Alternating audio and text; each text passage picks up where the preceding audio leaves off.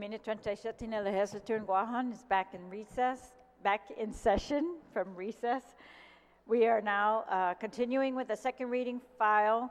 We will begin with bill number 65-37 COR. Senator Parkinson, you are recognized.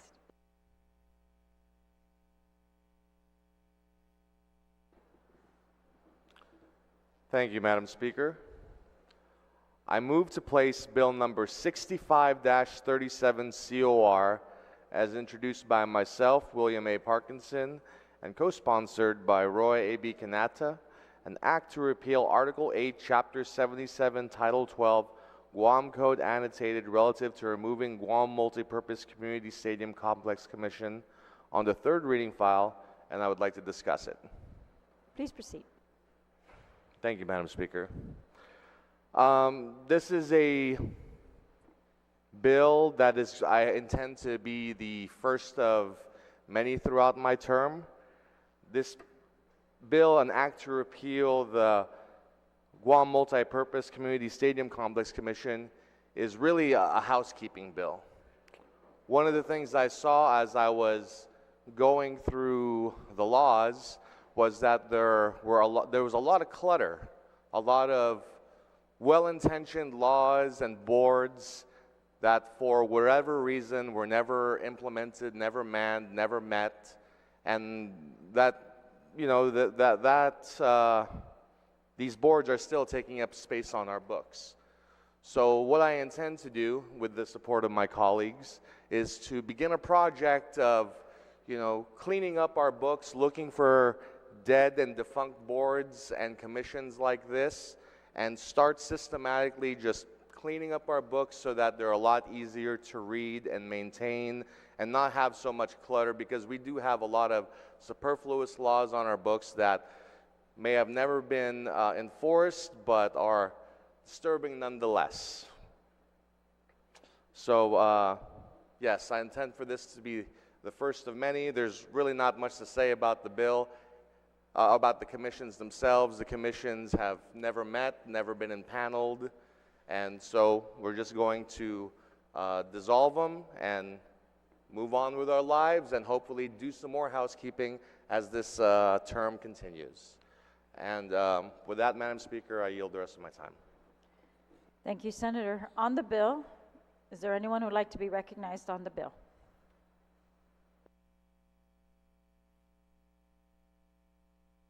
Senator Taitigui, you are recognized. Thank you, Madam Speaker, and good afternoon to my colleagues.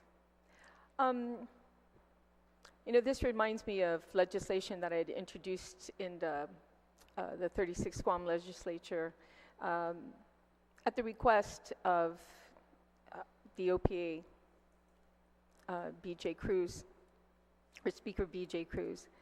And it was basically housekeeping. You know, there were accounts that were dormant for many, many years and was on the books, and even Gita, you know, chimed in and agreed that these things should be cleaned up. And it's not being used after about 5 years, you know, then they should not be in existence. And nothing stops anybody from this legislature to introduce legislation if something that we have, you know, mistakenly taken off the books and reintroduce it. But I think what we really need to do, and this body needs to do, is be a part of cleaning out laws that just, one that's been sitting there doesn't make any sense to move forward with, accounts at DOA that has not been used in over a decade, as well as programs. So, I mean, this is a start, and I'm happy that the Senator is pushing something like this forward, and looking forward to other programs or laws that this body has passed, but yet has been addressed, or any kind of movement move forward. I will say that the $75,000 that was appropriated to this program that was never put in place is something that I look forward to putting in the fund for our charter schools. As I mentioned earlier, they're requesting to lift the cap of $340 to 340 more additional students, and they are in desperate need of funding for this. And we all know that our students need a place to learn, to study. So, you know, I'll be requesting for that $75,000 to be given to that part of the budget. So I greatly appreciate the good housekeeping that's being done, whether it's a program or an account that has been dormant for quite some time. So I stand in support of this legislation. Thank you, Madam Speaker. Thank you, Senator. Anyone else on the bill? Senator Kanata, on the bill, you're recognized. Madam Speaker, thank you for recognizing me this afternoon. Good afternoon, colleagues. Welcome back. So I certainly wanted to make sure that I was a co-sponsor of housekeeping and cleaning up our legislative statutes. So with that being said, I also had an amendment to this bill, and everyone should have gotten a copy already. It's Section 2, notwithstanding any provision of law, all remaining funds appropriated through the enactment of Public Law 33-2229 to Guam Economic Authority to fund the Multipurpose Community Stadium Complex Commission shall remain with GITA for the purposes of supporting community resource areas to include the rebuilding of the night market. I understand that the previous senator did speak on sentiments towards the charter school. So I already put this in the drive, so I just wanted to make sure that it was spoken about, and I would like to see if it gets passed or not. Thank you, Madam Speaker. Thank you, Senator.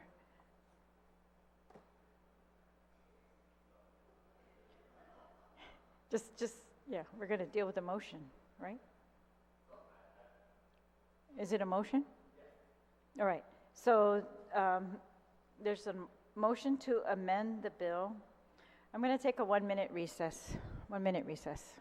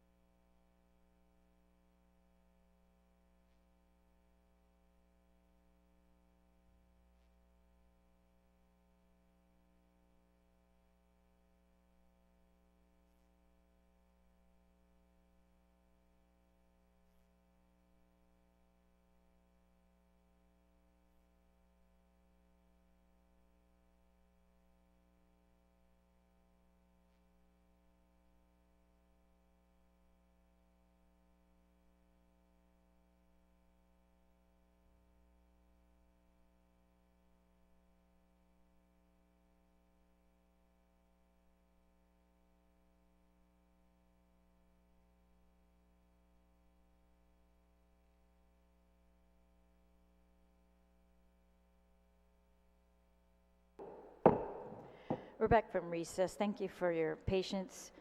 So there's been an amendment passed out by Senator Kanata to line 14, page 7. I am going to rule this amendment not germane. It deals with an appropriation, and I don't think the appropriation was discussed during the hearing, or at least any intention to send money anywhere was discussed during that hearing. But so I'm going to rule it non-germane. Of course, the body has the ability to overrule the speaker if they so choose. And otherwise, Senator Kanata, you still have the floor, and you can continue to speak on the bill.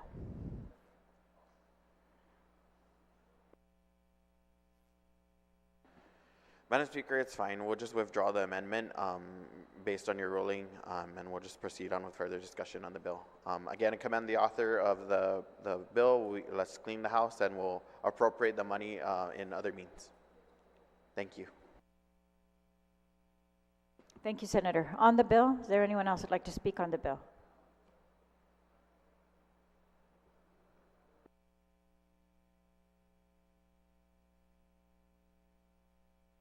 On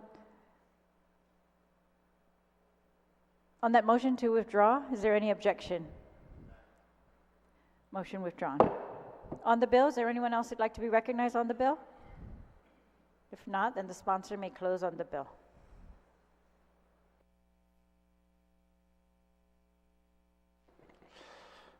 Yeah, just some housekeeping. Glad we didn't have to have World War III over that pot of money. We could save that for another time, I suppose. But yeah, I'd like to thank my colleagues for supporting me in this housekeeping effort. It's not an earth-shattering thing, but you know, sometimes somebody's got to take a broom to a dirty corner. So hope this be the first of many, and let's get these books cleaned up and a little bit more streamlined. Thank you, colleagues, for your support, and let's get it done. Thank you, Senator. And Madam Speaker, I move to place Bill number 6537 on the third reading file for voting later. On that motion, is there any objection? Seeing no objection, motion carries. We're now on Bill number 79-37 COR. Senator Fisher, you are recognized. Senator Fisher, you are recognized.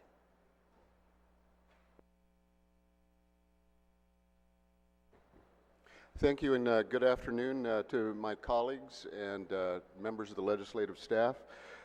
Ma'am, I move to place Bill 79-37, Committee on Rules, that was introduced by myself, which is an act to amend Section 80.37A1 of Article 2, Chapter 80, Title 9, Guam Code Annotated, relative to a special allegation of possession and use of a deadly weapon in the commission of a felony in the third reading file, and I would like to discuss it. Please proceed. Thank you very much. I think the bill largely speaks for itself. There are two things I'd like to say about it. One, if you are a smart prosecutor, you would realize that this enhanced settlement gives you tremendous leverage over extracting pleas from the accused, because you want to do 10 years or you want to take a plea to this third-degree felony, that sort of thing. So it's a significant weapon in the prosecutor's quiver, and I hope they will, if this law passes, I hope they will exploit it. The bill does something fundamental to the punishments involved with using a deadly weapon in the commission of a felony. If that deadly weapon is a firearm, as defined by Guam law, it increases the minimum penalty from 5 years to 10 years. The reason for that is, I just explained it, but if anybody wants to pick up their phone and go to Google, and if you were to type in shooting in Guam, you'd immediately see a lot of headlines. Here's one: Southern Guam shocked by shooting death, 2023. Many of us live in the South, and we can attest to that being quite shocking. Man dead after suspected shooting. Charges dropped against police officer in fatal shooting. Police investigate shooting that leaves one dead in Dededo. Again, Southern Guam shocked by shooting death. Agate shooting ruled as a homicide. A deadly shooting in Agate claimed the life of A.J. Mendiola. 2 dead after shooting on Guam.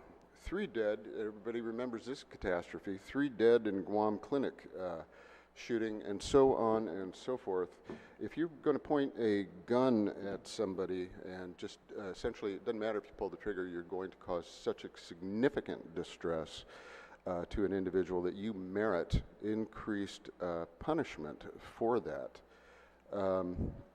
And I hope I will garner support from my colleagues. Thank you, ma'am. Thank you, Senator. On the bill, is there anyone else who'd like to be recognized on the bill?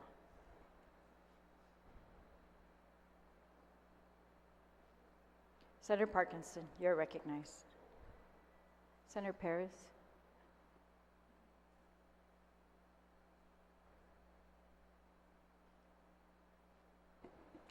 Thank you, Madam Speaker. As I stand here right now, I'm not quite sure how I feel about this bill.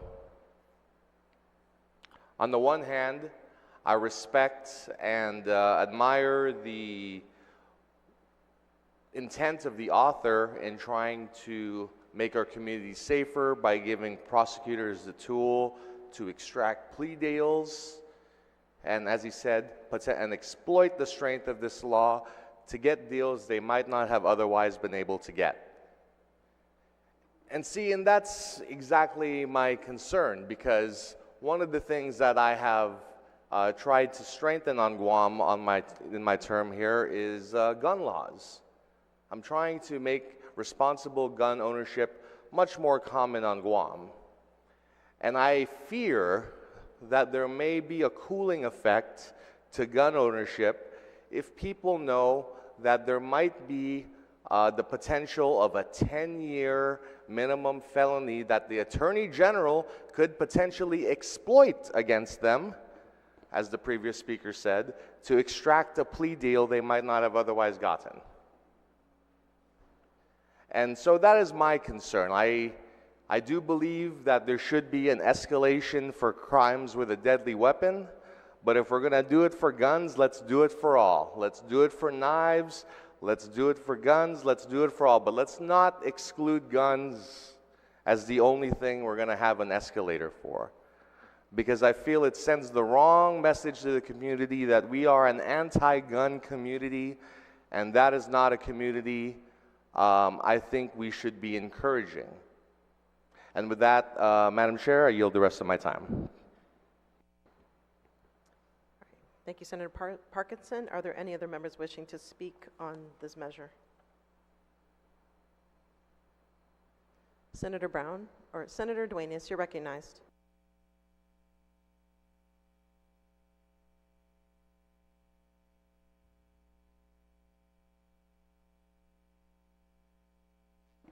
Madam Speaker. I certainly rise in full support of Bill 7937. And I got to say, I'm a little bit puzzled by the previous speaker's comments, because this is a discussion about in the commission of a felony. Alongside what my good friend Senator Fisher just read, I'm sure you would read later down in some of those cases, or if we all have been reading the paper for the last 5 years, probably, maybe going back even further, you would see that every single time pullovers happen when there is a significant amount of methamphetamine in there, there's usually guns right beside it.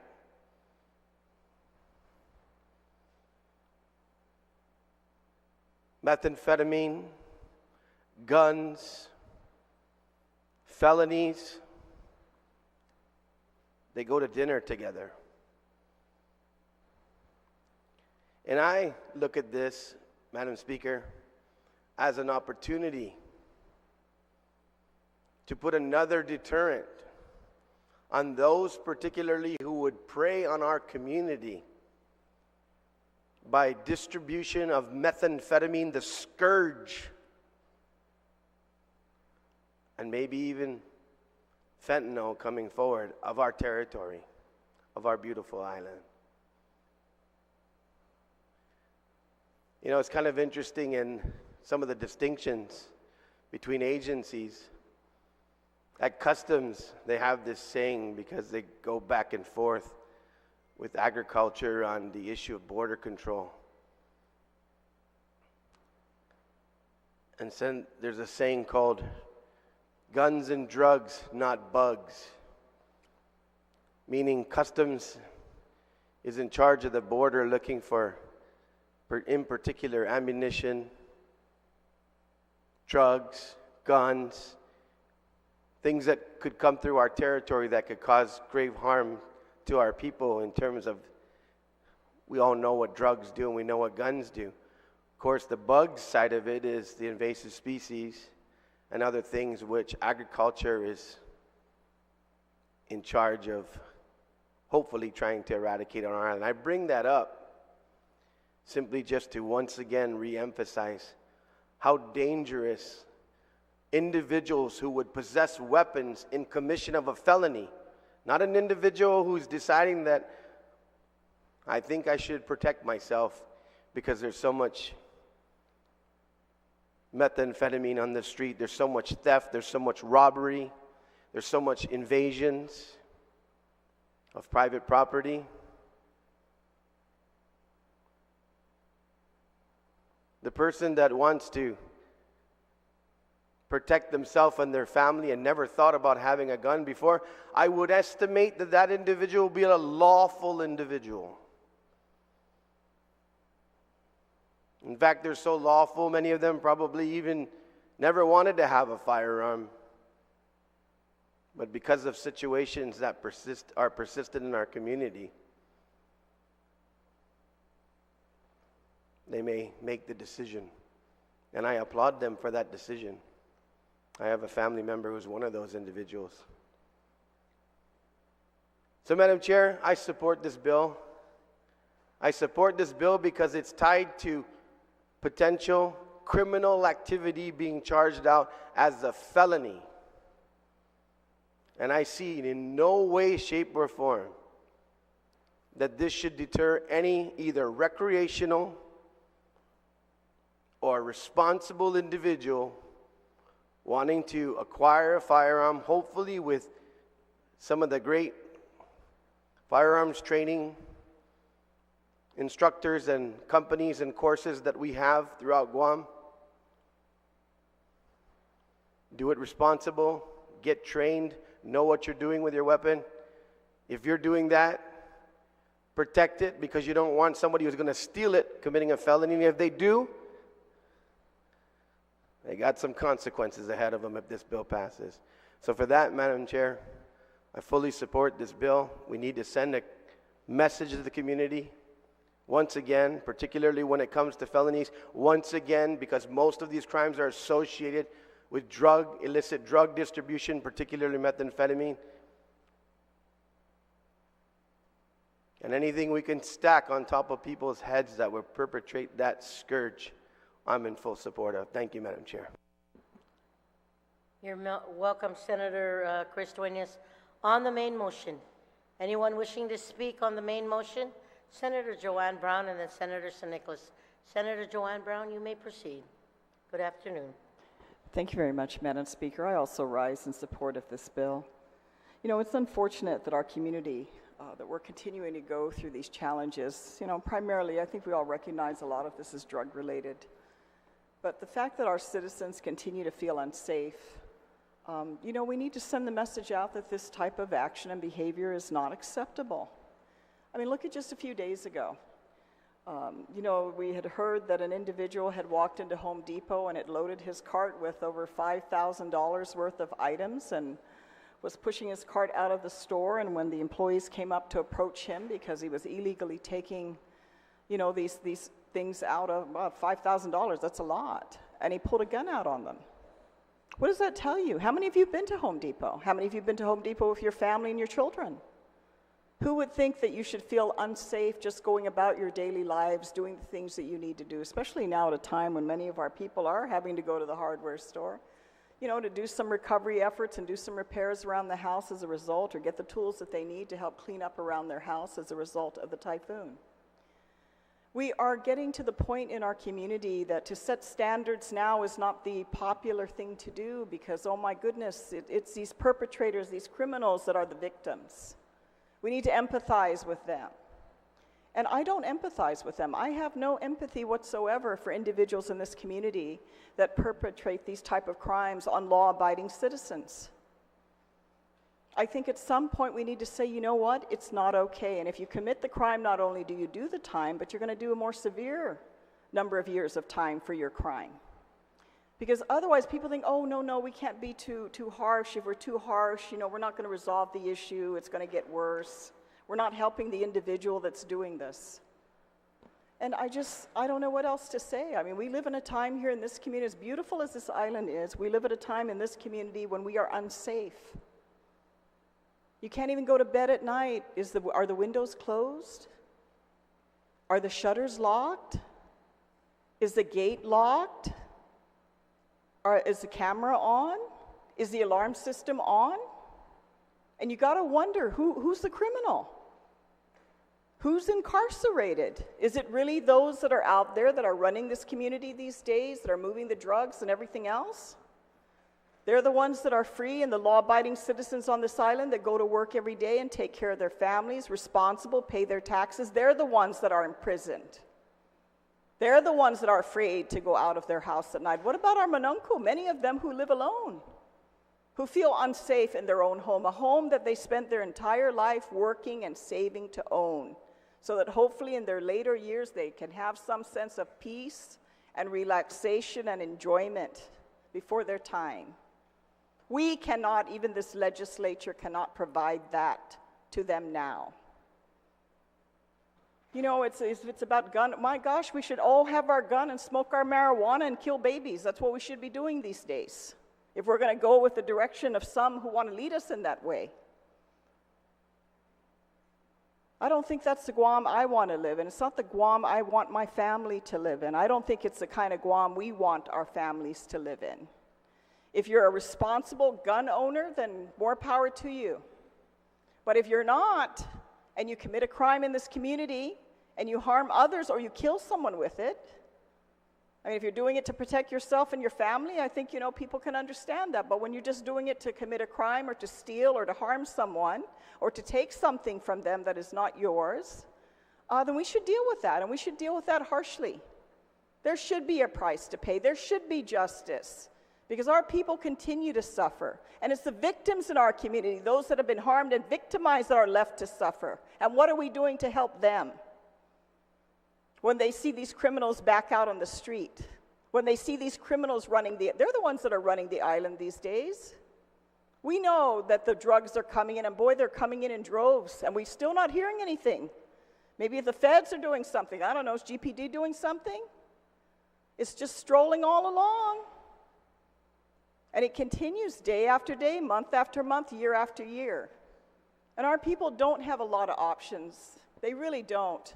They have to depend on us to not only to put the laws in place, but ensure that the enforcement of these laws are put in place so that when these crimes are committed against our people, there's consequence, and there's dire consequence, as they should, if you're going to use a weapon with the intent to harm, or in the cases where they actually do shoot and kill someone, especially an innocent person in this community. We should say enough is enough, and it's not okay.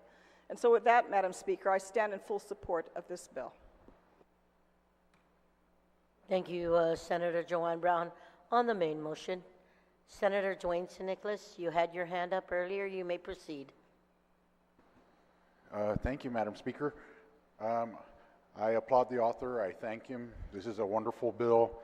If anything that we need to be doing right now is sending a message out to the public that we are not going to we're not going to be victimized anymore. We're going to do everything we can to stand strong together as a body, and maybe as a group of leaders, that we're not going to have our people victimized anymore. And if we have to throw you in there and throw away the key, then so be it. Let's do it. As an infantry soldier, as an infantryman, I have to carry a weapon too. I prayed to God every day that I never had to use it. But should I ever come to that, I asked him to be swift and accurate.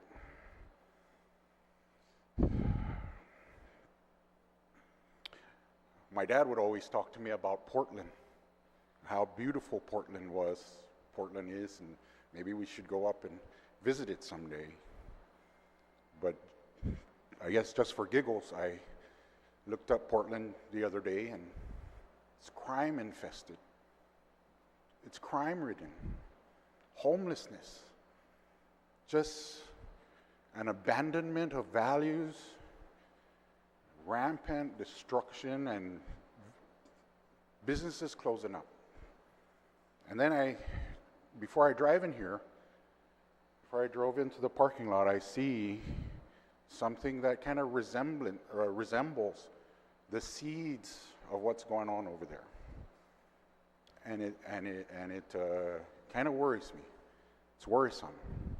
I don't want to leave an island in such disrepair, knowing if we don't do anything today, we know what may be coming. So I thank the author for proffering the bill. I think it would do tremendous good for our island, and I support it. Thank you, Madam Speaker. You're very welcome, Senator San Nicolas. On the main motion, I understand Senator Jesse Lohan, you may proceed. Thank you, Madam Speaker.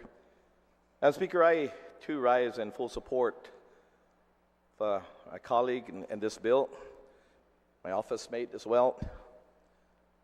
This by no means is a deterrence of folks who are responsible gun owners, who take the responsibility to take the classes and acquire licenses and all the other certifications that is needed to be a responsible gun owner. As a matter of fact, responsible gun owners welcome such legislation.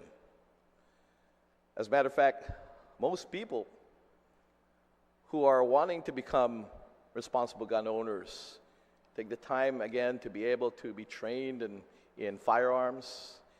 And the reason why more and more are wanting to acquire the knowledge again to be a responsible gun owner is because of crimes such as violent crimes with guns. And they want to also have the opportunity to defend themselves, because we know nowadays that you could be anywhere. It used to be that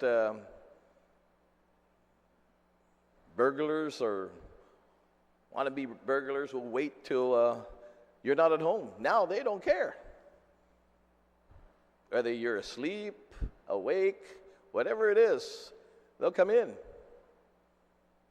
And most of the times they'll be armed. So most people are wanting to be responsible gun owners because of situations that we read about, and as our colleague had read about all these heinous crimes that were acted upon in violence with guns. And so I think that the community welcomes this. The stricter the crime, the more the deterrence, and hopefully it will make you think even more. And folks that are out there in this felonious, these crimes with guns, the great majority of them are not the registered or responsible gun owners. They're the ones that make the responsible gun owners look bad. They're the ones that are committing all these crimes, and all these restrictions and gun laws are created because of these violent crimes that these folks don't care about. Most of them acquire their gun not legally as well. And so when they're convicted for the crimes, you'll see a whole array of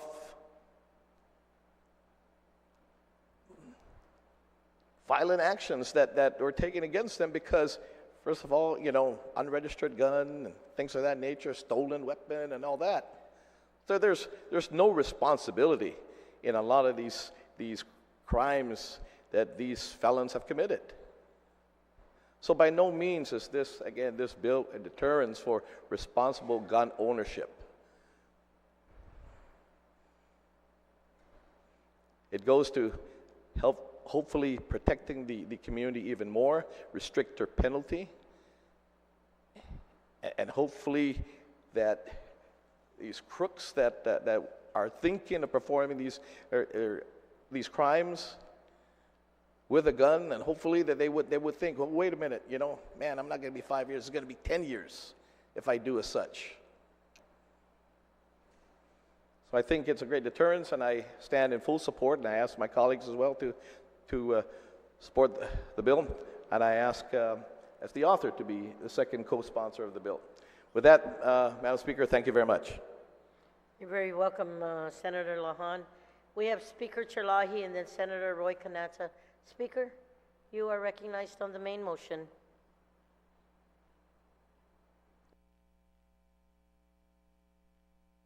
Thank you very much.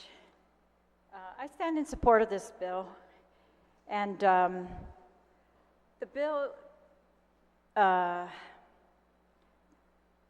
it gives the prosecutor the discretion whether to add the special charge if a person unlawfully possesses or uses a firearm in commission of a felony. So there's so many factors in there that still need to be proven, whether it was a felony,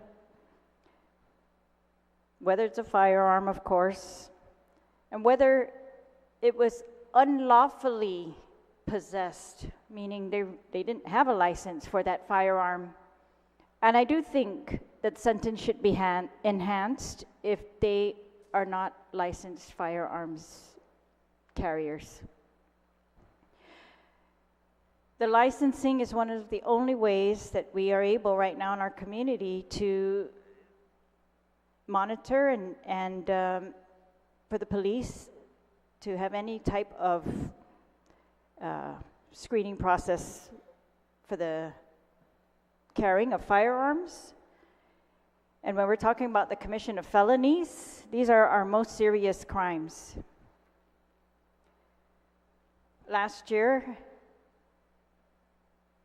Just last year, there were many gun crimes on Guam. And these are, I believe, still traumatizing to our people despite the very common possession of firearms these days. Store cashiers shot in an armed robbery in Talafofo village. A man found dead outside of his agate home, gunshot wounds. Another man just last week chased by strangers in Malolo and shot in his truck. That's what the news tells us. I expect there are others not reported in the news. Our schools, they received threats of gun violence last year, disrupting classes, worrying and upsetting parents and students. And the gun violence disrupts our entire community. I believe it has an impact that is very serious on the psyche of our children.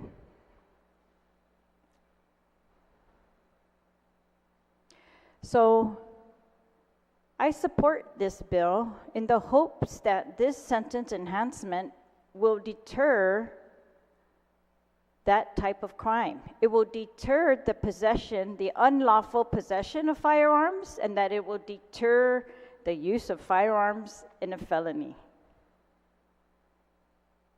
But my background in teaching criminal justice tells me that these deterrents are really not proven. And in fact, California, all the states Almost all of them have enacted sentence enhancements for possession of a firearm during a felony. But California made theirs discretionary with the judge, not the prosecutor, but on the judge. It's a sentence enhancement that the judge could put on or not put on, depending on the circumstances of the case.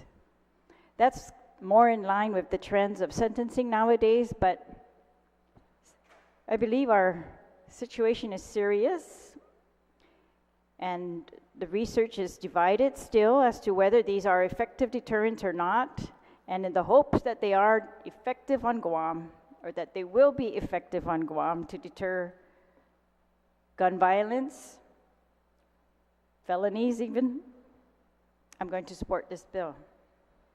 Some of the other states treat these types of provisions differently.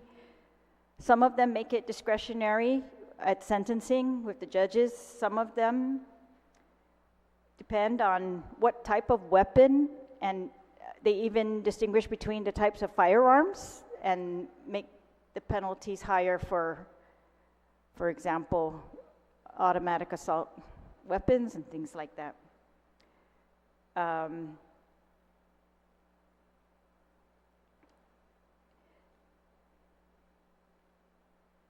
But I do believe that firearms throughout our law and federal law and throughout the states are treated differently than every other weapon of what do they call it again? Deadly weapons. Sorry, brain freeze.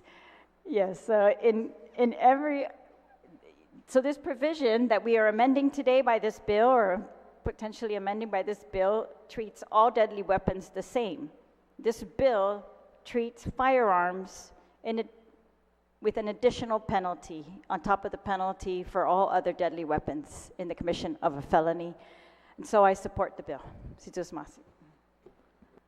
Buen provecho, Speaker Terlahi.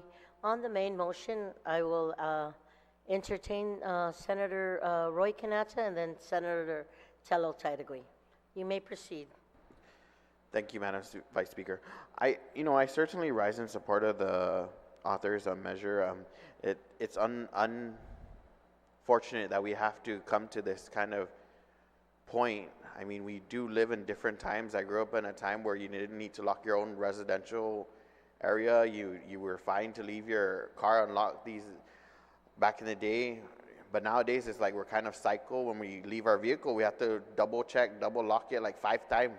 Even if you leave the vehicle, you still go back and just double check it because, even though there's nothing really valuable in the car but the car. But it is certainly, times have changed. And legislation like this shouldn't have been needed, but because of people out there that are causing havoc on society and being heinous with crimes, it just brings these proposals to the table. We do have very stringent laws. You have to get an FBI background check. You have to go check in with GPD. I myself carry a concealed firearms license. I carry it every day with me. It's just because that's what we're at now. It's very unfortunate.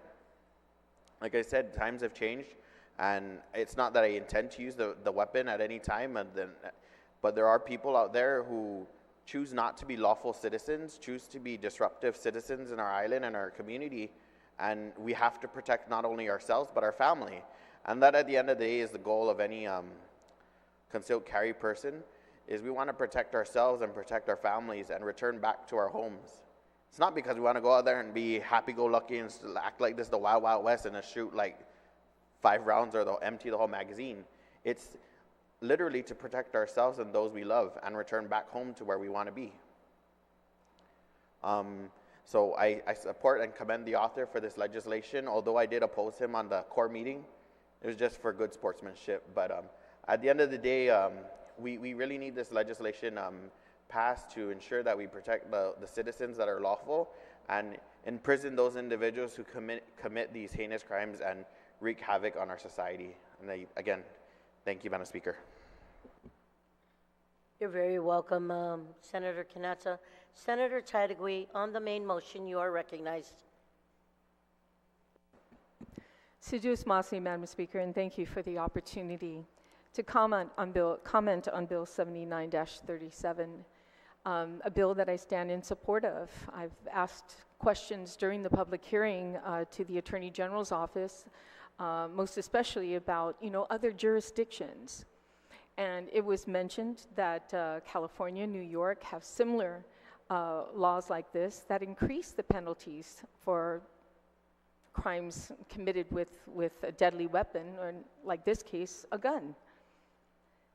And it's unfortunate that, we are along those lines now of states, maybe even some territories, states that have to implement this type of law. I mean, we are looking at finding ways to deter crime on the island. And there was once upon a time we didn't even have to lock our doors. Once upon a time where we had no fear walking in Hagåtña, even when it was dark. Or going to the baseball field. As a young woman, being able to know that you're still safe. Unfortunately, this is not the case today. And it's unfortunate that we have to do things like this to deter these criminals that seem to have no fear. Well, if they have no fear, now this bill should give them more fear, because it goes from 5 years straight to 10. Straight to 10.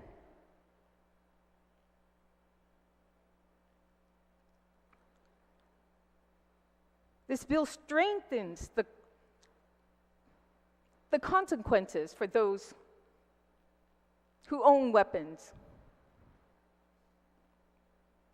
And yes, dangerous criminals should serve an appropriate time behind bars,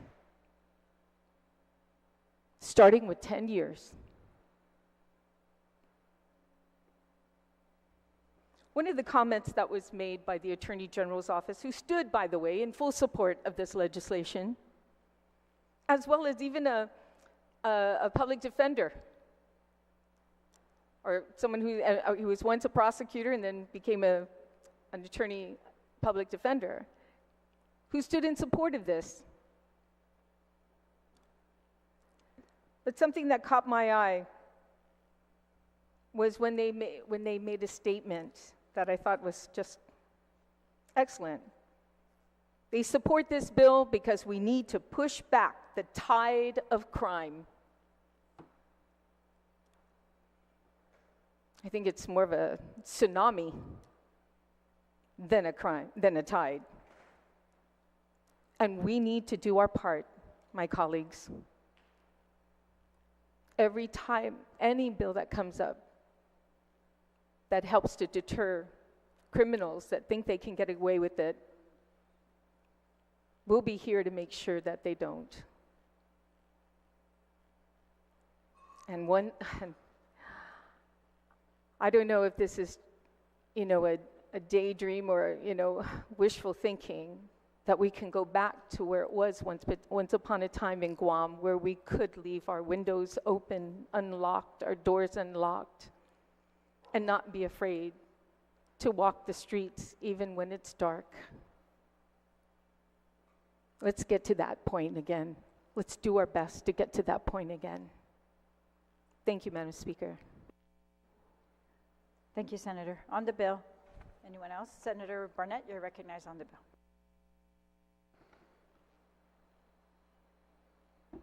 Thank you, Madam Speaker.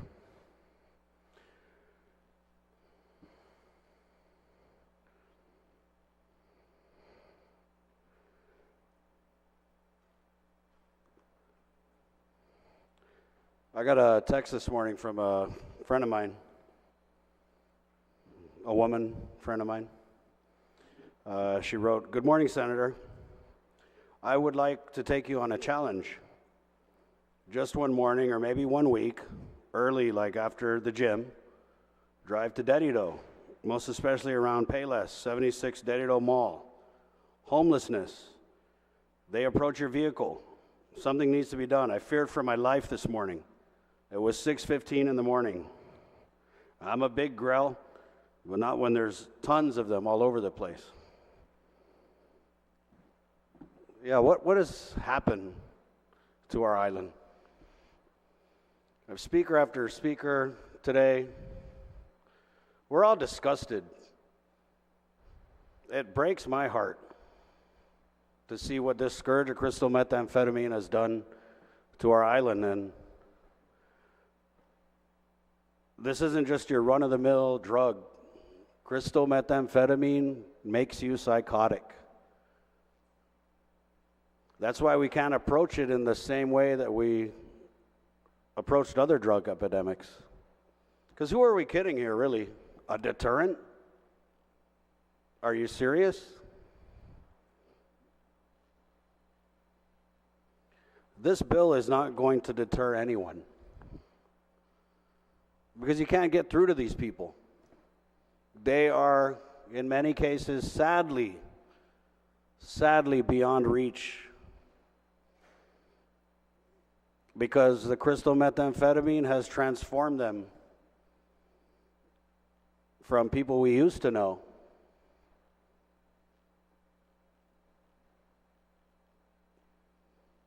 into these people you read about in the news.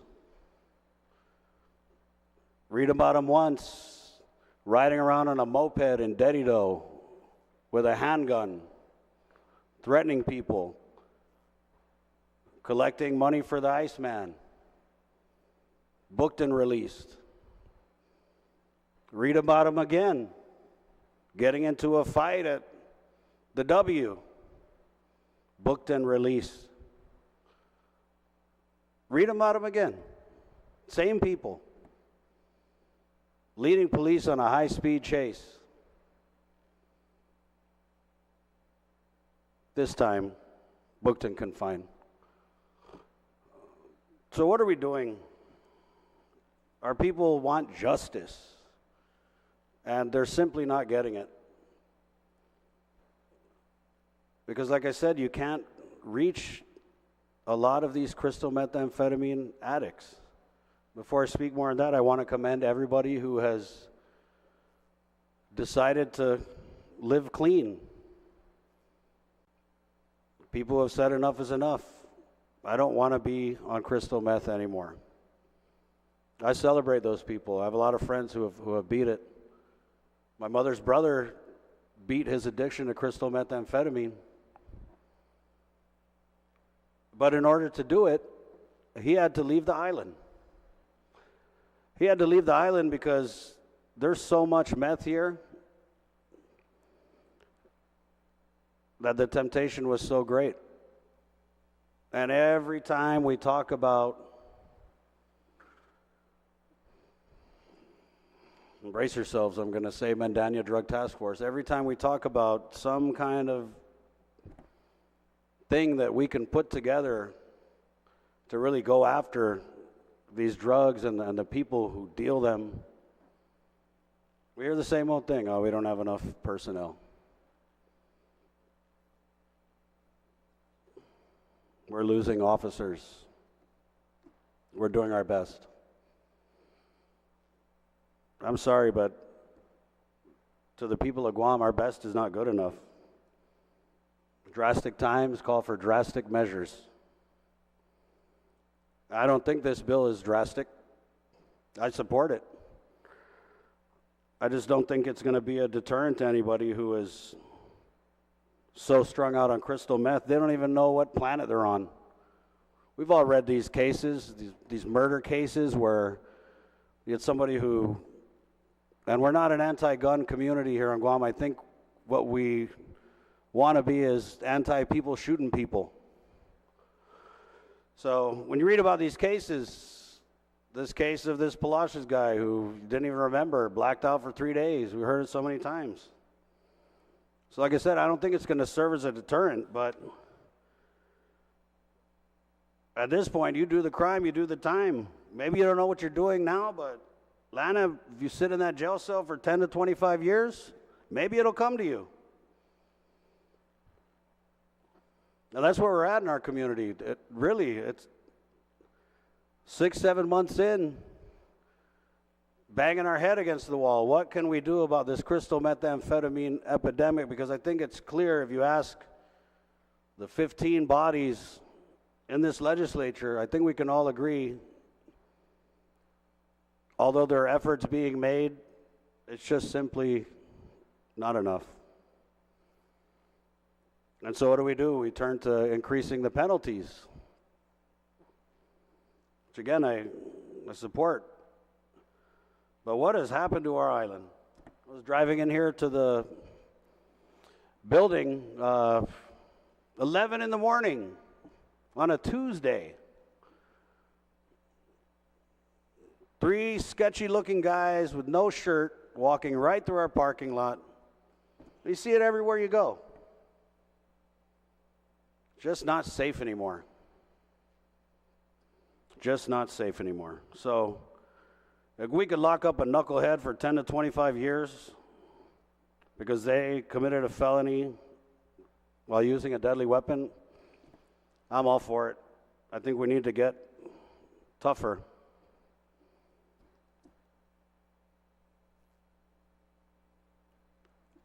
Because I don't think we're going to reach these people, and if the only alternative we have is to put them in jail for a long time, I'm not sorry to say I support that.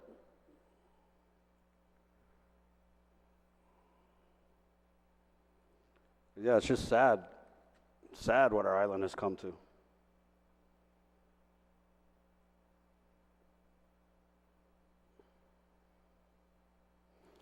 And it's sad because you have these criminals that we read about in the news is arrested over and over for the same type of crimes. Like I told the chief over there in the Guam Congress Hall, because he was talking about, oh, you got to catch the little fish because then you're going to get to the big fish. I told him, I said, Chief, I think we caught all the little fish multiple times. We caught that same manioc 10 times. Give me the mamulan. And so I agree, if the prosecutors can use this as a tool to lean on somebody, maybe they give information, maybe they can be reached and help us go after the big fish, not the manioc. Because the manioc are getting arrested every day. The big fish are swimming free. So I support this bill. I commend Senator Fisher for introducing it. We actually had breakfast with the chief of police at the beginning of the term, and this was a bill that he wanted us to introduce. So I commend Senator Fisher for introducing this bill, and I stand in full support of it. I also stand in full support of making changes to make our island safer for our people, because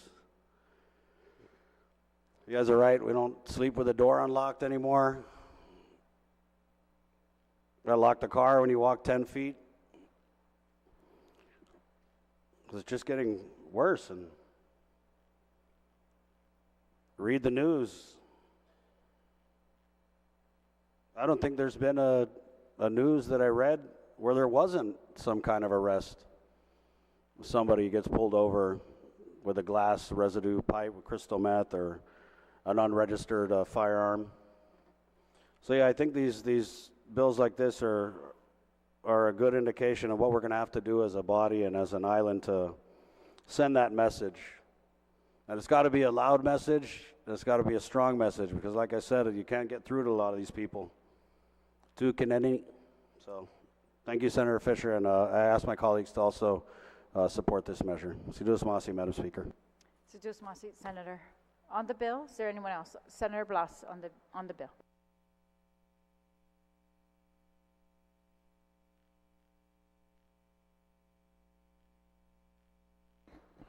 Thank you, Madam Speaker, for the opportunity to be able to speak on this bill.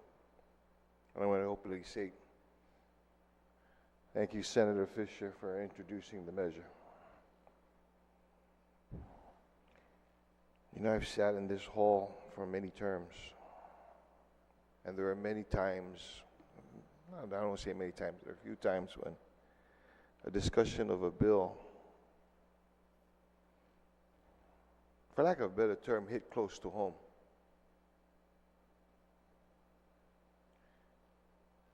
Because I can honestly say, with all the fears that my colleagues have talked about, I lived it. In my years as a drug agent, task force officer, task force supervisor, then officer in charge of the drug unit.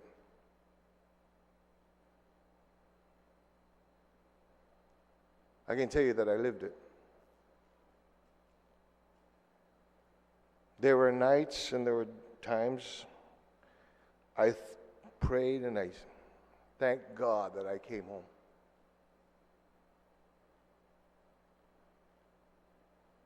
There are times before we had operations, I prayed that none of my personnel would get hurt.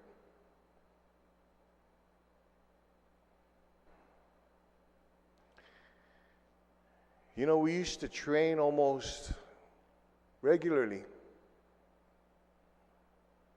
At one point in time, it was almost daily on being able to effectuate arrests, raids, surveillance, reconnaissance.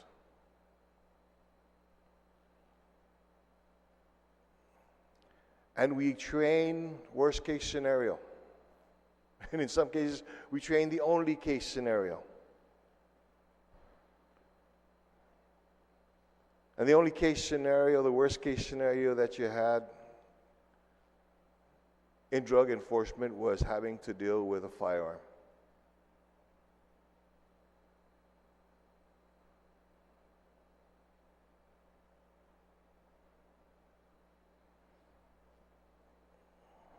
You know, it just brought me back to those days of training.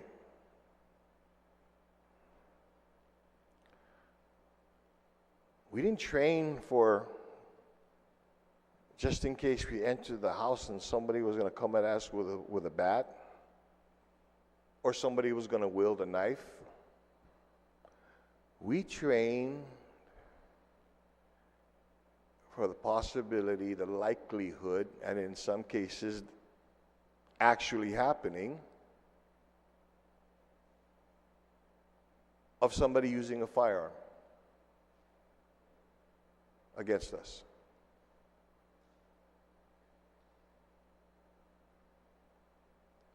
And one of the other things that I found very interesting, I sat here and I was thinking about all the different homicides that I had to deal with in my drug enforcement days, and then every single homicide that I had to deal with in drug enforcement dealt with a firearm.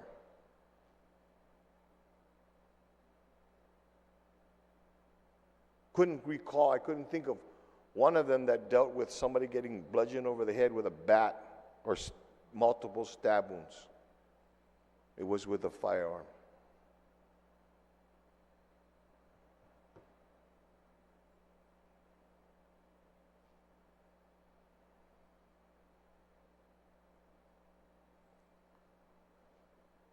So, yeah, this may not be a deterrent.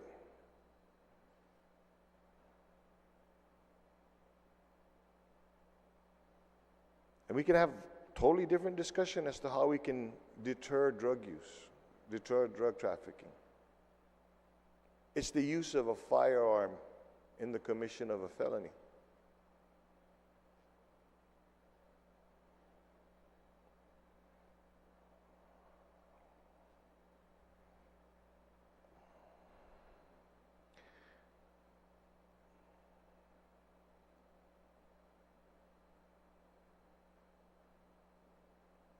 You know, Madam Speaker, I'm almost tempted because I think that there's one area that we need to be able to address, is address the use of an explosive device.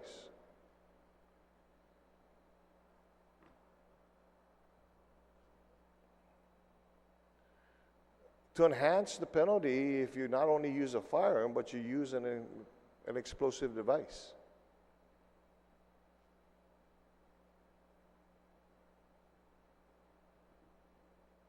You know, one of the things I remember, and I hope that they've changed it out, but at one point in time, we received information that there's about over 50 unaccounted hand grenades.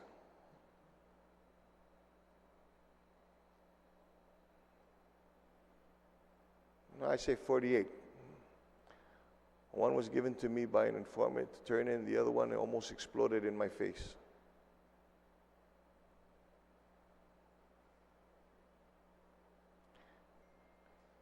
What I'm getting at, man, and the other thing too that really bothered me about, is you're right, okay? These drug dealers, these drug users, these drug traffickers, they're tough with a gun or explosive in their hand.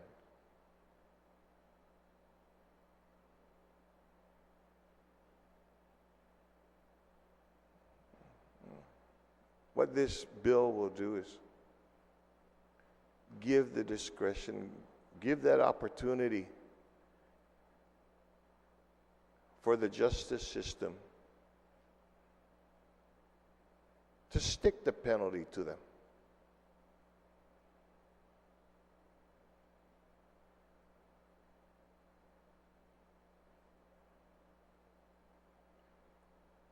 I'll save that explosive thing for another bill, Tom. Don't worry, so that way we can get this passed.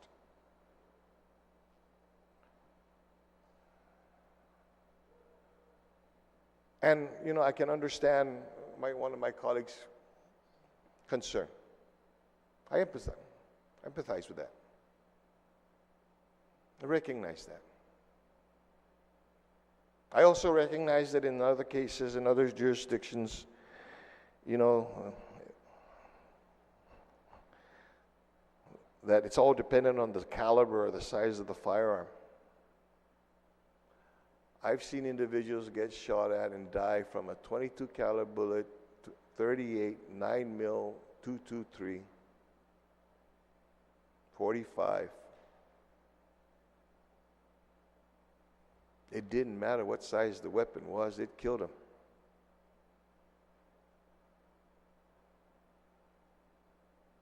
So it does not matter as to what kind of firearm is. Oh, and going back to the training, if you're really concerned about we should concentrate, focus more on assault weapons versus pea shooters, most gun battles happen within 3 yards of each other.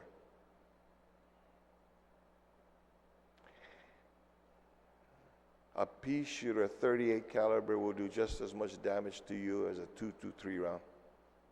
And it's easier at a 3 yards distance to use a 38 caliber than an AR-15. So it doesn't matter. And what this bill doesn't, it doesn't differentiate in that. A firearm is a firearm.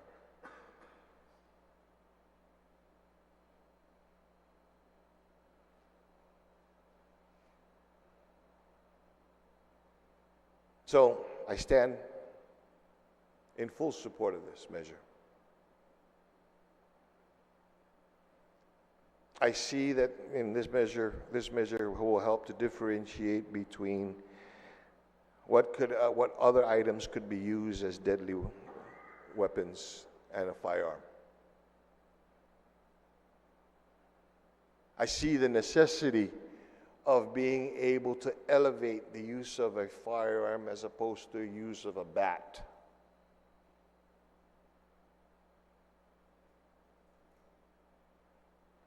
Or a knife.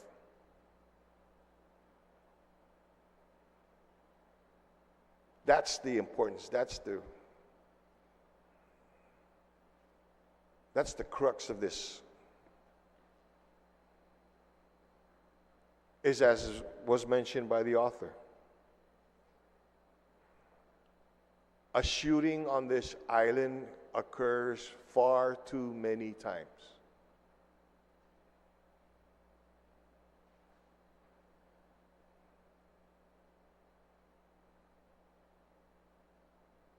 And it's often used by an individual who thinks he's the man.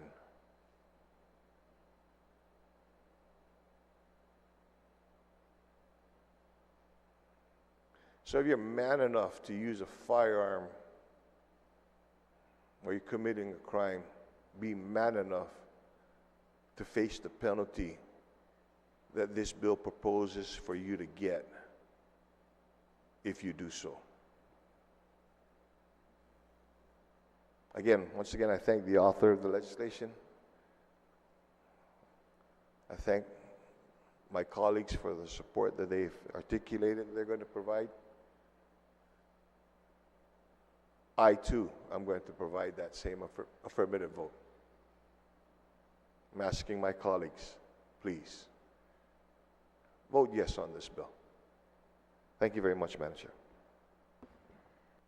Thank you, Senator. On the bill, Vice Speaker Munoz-Barnes.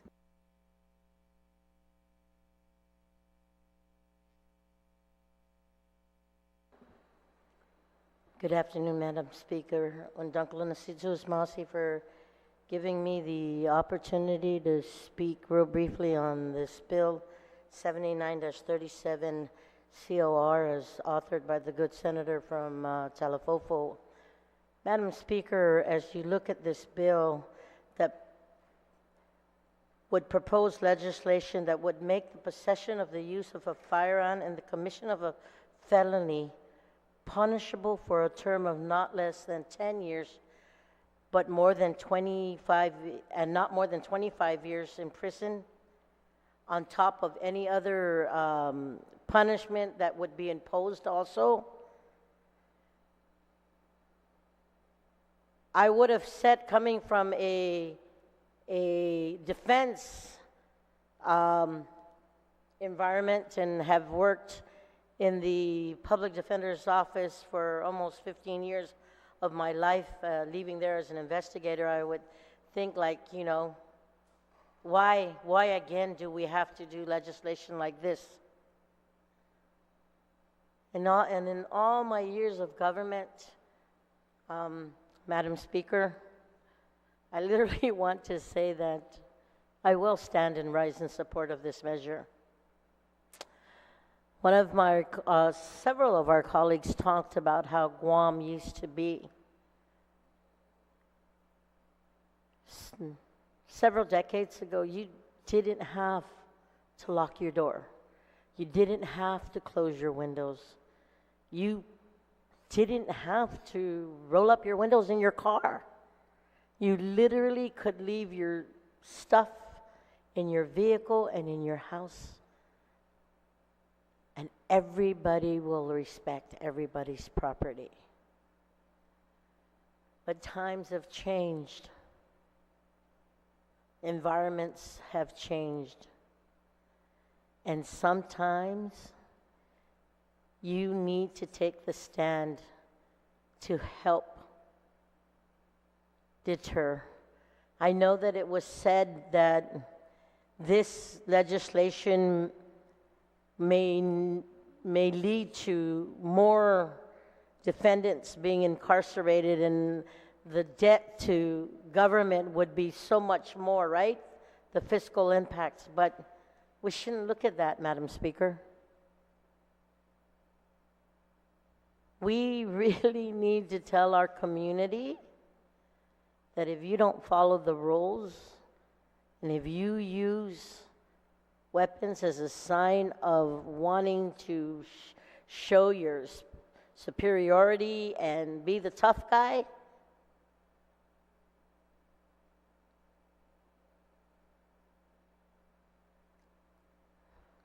you're not going to get away with it. And imposing this measure is taking a stand, saying we don't want it in. I remember the other good senator from Talafofo talking about literally what has happened to our island today. And one of the root causes for it,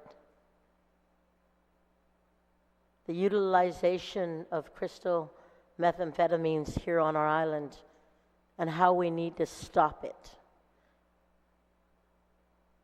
Madam Speaker, this bill is one of those bills that I could say, maybe 10, 15 years ago, I would have said, no way, I wouldn't even support this.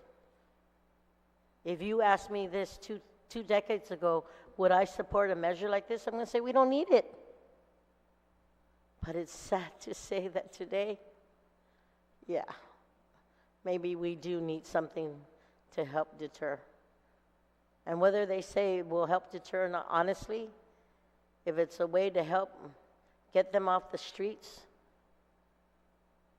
because they willfully violate it, not following the laws of the community, then stick it to them. So today, I will stand and support this measure. And thank the good Senator Fisher for taking the time to draft this legislation. Sanamasi. Sanamasi, Senator. Vice Speaker, on the bill, any other senator would like to speak on the bill? If not, then the sponsor may close on the bill.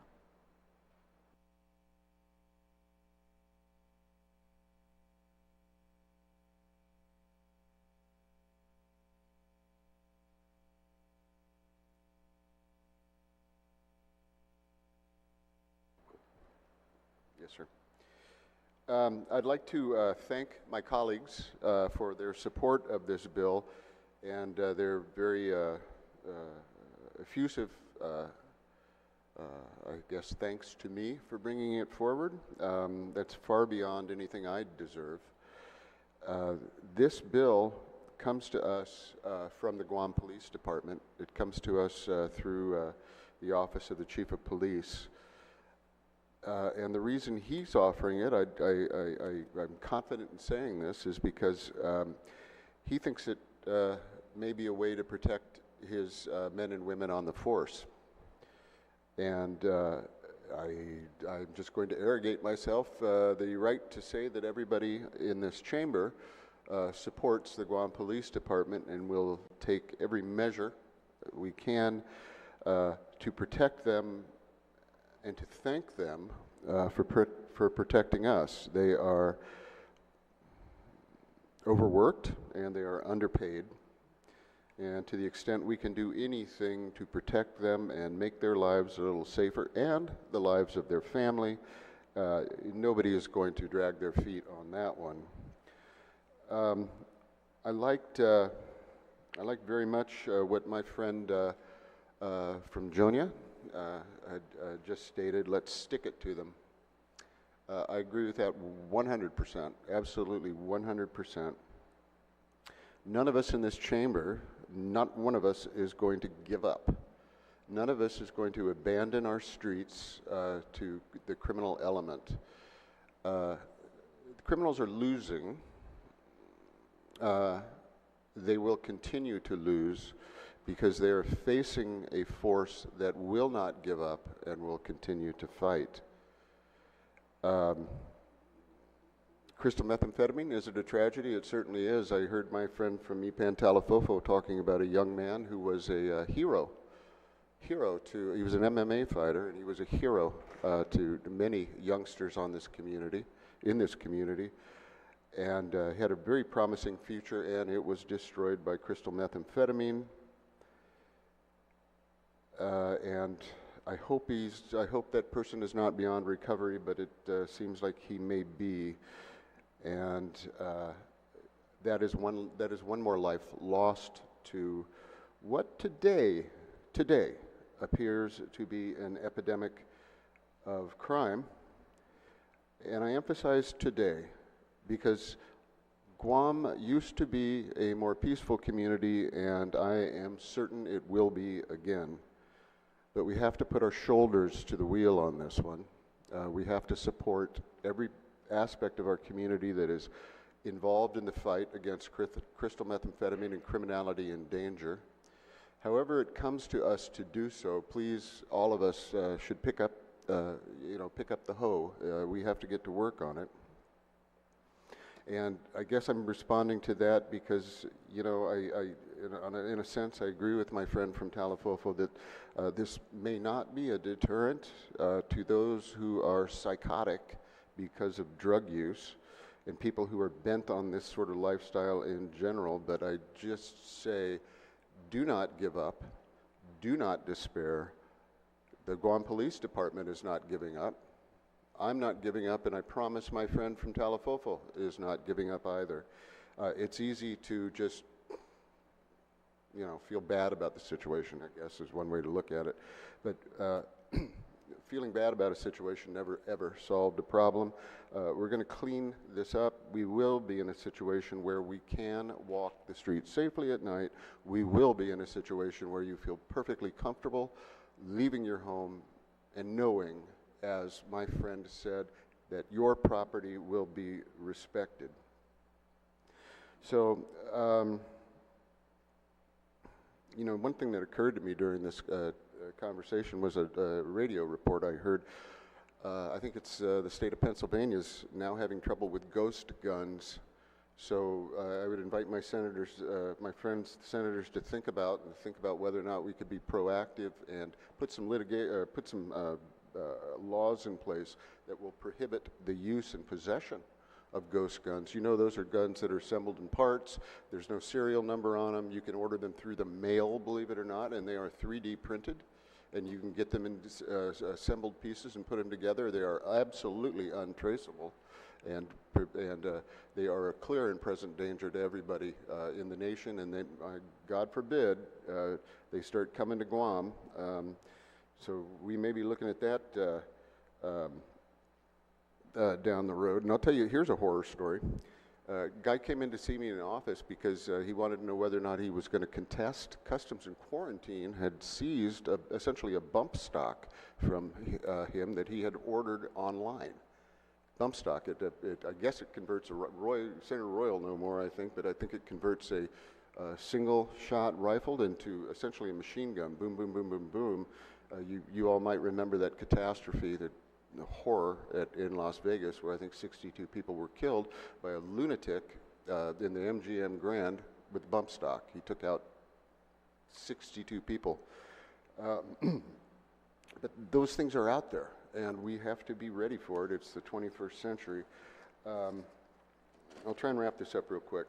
One of my friends said that he worried about a cooling effect that this might have on lawful gun owners, and I have to join with my friend Senator Jesse. I think this represents no threat whatsoever to a responsible gun owner. It represents a real threat to criminals. I think there will be a cooling effect, but there should be a cooling effect. There should be a cooling effect on the use of guns and felonies. So you understand this is not anti-gun by any means. This is not anti-guns. This is, and as my friend said before, this is about, we're not anti-gun, we're anti-shooting people. And that's what this is about. Excuse me. So I would just, we're in a fight, we're in a war, and we're going to win it. I've said that so many times, and we're going to win it. We're going to crush these people. So thank you for your support. And another friend of mine from Haggett, with some remorse, I think he observed that perhaps there is an abandonment of values on island, and it certainly, when you look around, it certainly seems to be true. But if something is abandoned, we can reclaim it, and we can get those values back. And I know that my friend and I more and more am getting on board with it. Let's hope for the best. So we'll get those values back. And I'm going to close, ma'am. Senator Jesse Lujan asked to be a sponsor of the bill, so I'd like to bring him on board. Senator Roy Kanata wants to be a co-sponsor. Senator Chris Barnett wants to be a co-sponsor. Senator Tina Rose Munya-Barn wants to be a co-sponsor. Senator Chris Duenas wants to be a co-sponsor. Senator Dwayne San Nicolas wants to be a co-sponsor. And, well, does anybody want out? Okay, Senator Parkinson doesn't support it, but everybody else does. All right, thank you very much. And, on the third. And I'd like to add those individuals, make a move to add those individuals as co-sponsors.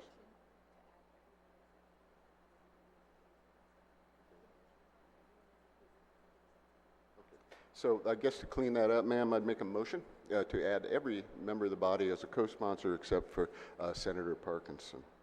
And with that... All right, on that motion, we have a motion to add co-sponsors. The clerk has a list.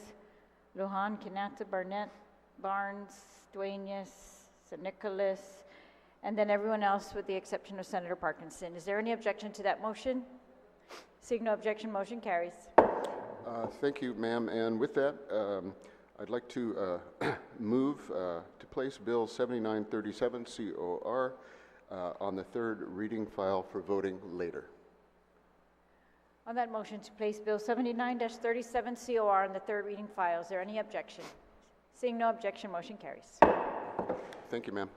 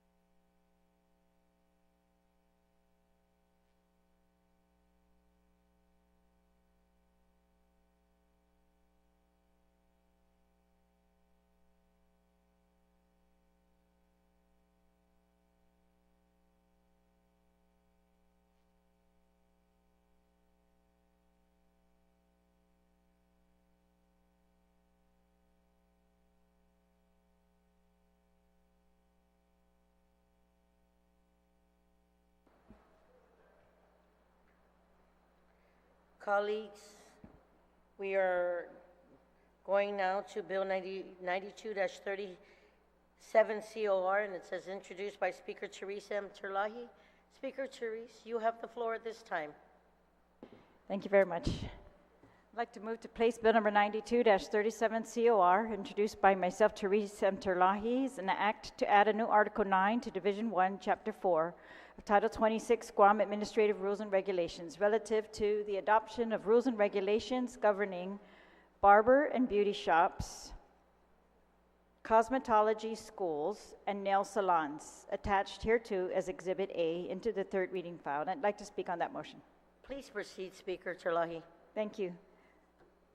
Bill number 92 adopts a new set of sanitary rules and regulations for barber and beauty shops, cosmetology schools, and nail salons. These rules were submitted by the Department of Public Health and Social Services to the legislature pursuant to the AAA, or the Administrative Adjudication Law. The Division of Environmental Health held a hearing as required by that law, and the bill was referred to our committee and introduced in April. We had a public hearing in April, and the bill was reported out in July. Some of the most significant changes in the proposed regulations include updating the ventilation parameters to reduce volatile organic compounds levels, expanding the list of allowable single-use items, limiting the consumption of food and drinks in the establishment, establishing a physical separation of space to prevent cross-contamination, posting of signs to prevent the transmission of infectious diseases, defining prohibited services and chemicals, outlining requirements for sanitation and laundering processes, and clarifying requirements for sinks.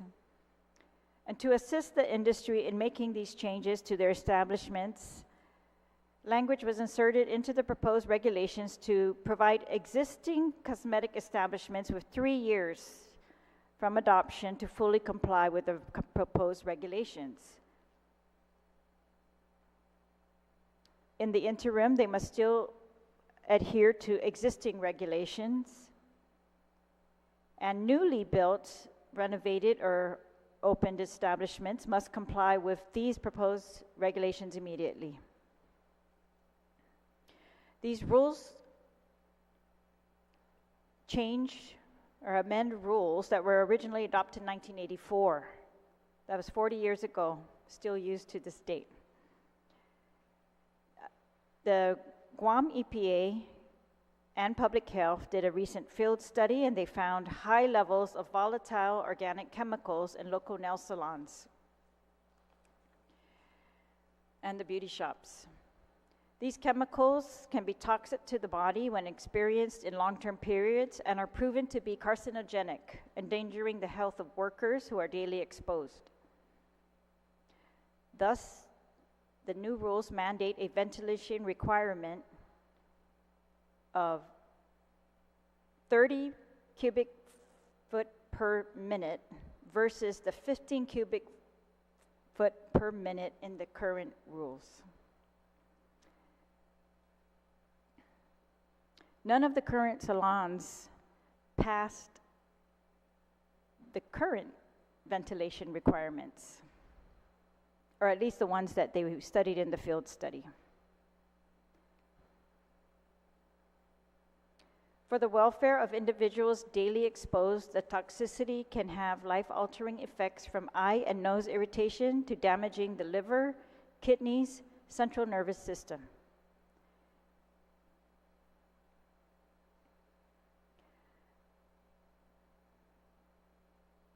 Because cosmetic establishments provide a wide range of services, including hair care, hand and foot care, hair removal by waxing, many other new services that have come out over the past 4 decades.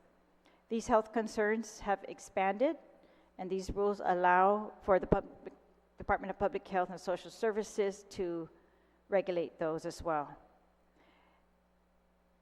Depending on the tools used and the hygienic practices of customers and employees, diseases such as hepatitis B and C, herpes, AIDS, skin and eye infections, hair lice, and chronic fungal diseases may be transmitted. And that's what these rules are aimed to prevent. And thus I ask my colleagues for their support in passing of these rules and regulations, and in support of Public Health's diligent work. And they were mandated by a prior law to come up with these rules and regulations, and I want to commend them because they have been very diligent in meeting their mandates of coming up with the rules and regulations necessary to protect the people of Guam.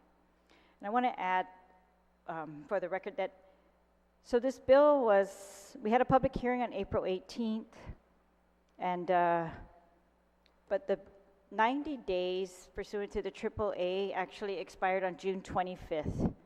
So we are in here today, however, I wanted to give an opportunity, despite the potential default approval, for senators to amend these rules and regulations in any way, or to just be sure that they have seen these and that we vote on them as well. So with that, I ask my colleagues to support this bill, 92. Situs Masi, Madam Speaker.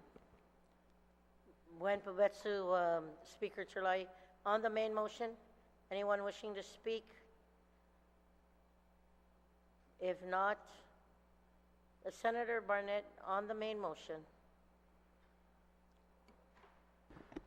Thank you, Madam. I just want to take this opportunity to rise in support of this bill introduced by our great speaker.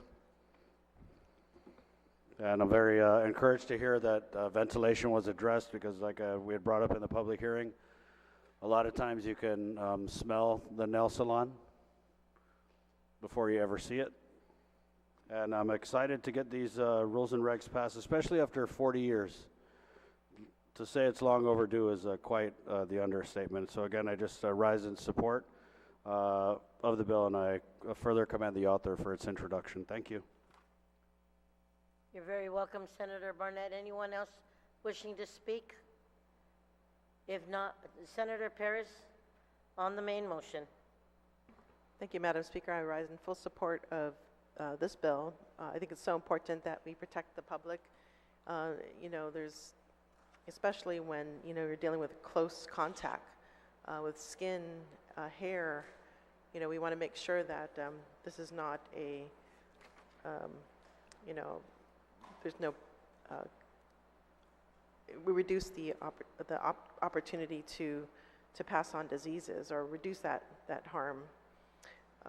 Yeah, I had a chance to look through it, and the other thing that it mentioned was biohazard. So there has to be biohazard training. As a former medical technologist, I appreciate that.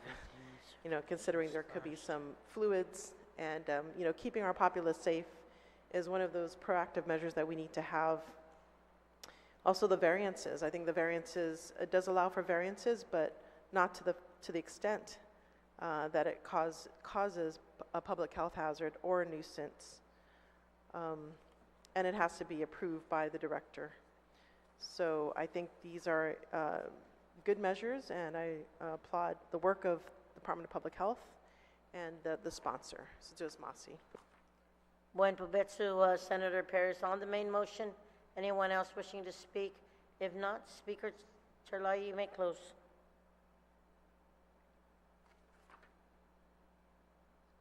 I'll waive closing. Thank you. On the motion then, Speaker Chirlahi, to put on the voting To file? reiterate my motion to place a bill on the third reading file for voting. On that motion, are there any objections? Seeing or hearing none, motion carries. Colleagues, we are now on bill number 93-37 COR, as introduced by Speaker Therese M. Chirlahi. Speaker Chirlahi, you are recognized. Thank you, Madam Speaker. And colleagues, this is another bill introduced pursuant to the AAA process, where the legislature takes the rules and regulations that have had a public hearing by the agency, gone through the Attorney General and the Governor, sent down here, we put it into bill form, and we have a public hearing on it. The public hearing was conducted in April, and however, I think my committee put this on hold because of the typhoon, and they went into default on June 25, 2023. But I'm putting this before you as well to ensure that you have an opportunity to amend these, to deny them, or to give any input on these. These rules were a little bit more controversial. So this is in Bill 93, which is an act to add a new Article 26 to Division 1, Chapter 4 of Title 26, Guam Administrative Rules and Regulations, relative to adopting rules and regulations governing institutional playgrounds attached hereto as Exhibit A. I'd like to move this into the third reading and to speak on this. Please proceed. Thank you. As stated in the title, this would govern institutional playgrounds. As of April 2023, Public Health estimated 59 licensed child care facilities regulated by Public Health, and only 4 of them having existing playgrounds. These rules, however, would also apply to elementary schools, and Public Health said there were 45 that they regulate. Public Health estimated during their AAA process that the fiscal impact of these bills would be $916,000 in the first 2 years of implementation. That includes the estimated cost of complying with the existing and new requirements in the regulations. According to the U.S. Centers for Disease Control and Prevention, more than 200,000 preschool and elementary school children are treated for playground-related injuries at emergency departments each year, with 75% of those injuries occurring at institutional playgrounds, and about 45% of playground-related injuries being severe, resulting in fractures, concussions, dislocations, and amputations. Public Health anticipates that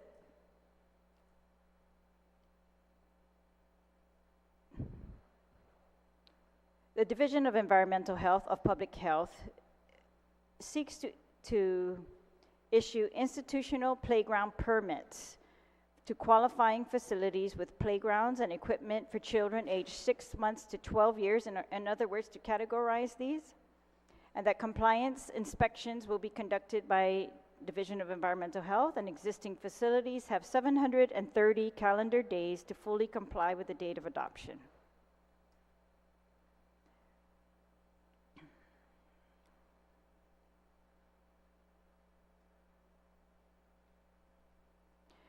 Institutional facilities is defined in Guam law to include schools, family daycare homes, foster family homes, group daycare homes, residential treatment facilities, daycare centers, day nurseries, nursery schools, kindergarten schools, daycare homes, or similar institutions or units.